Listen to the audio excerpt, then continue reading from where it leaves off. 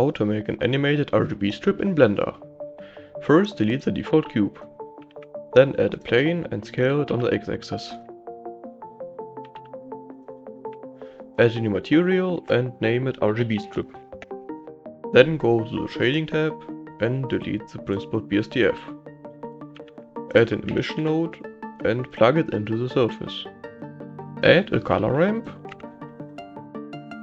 and add a mapping node.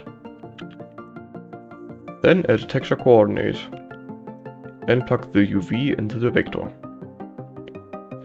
Rotate the z-axis by 45 degrees. Change the color to red. Add green and blue. Scale it to 0.75. At the end it should look like this. Then add a keyframe for the location. Go to about frame 30. Then move the X location to 2 meters and press I. Duplicate the first keyframe to frame 31.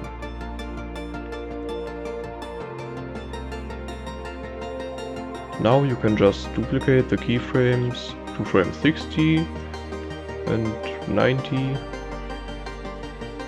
and 120.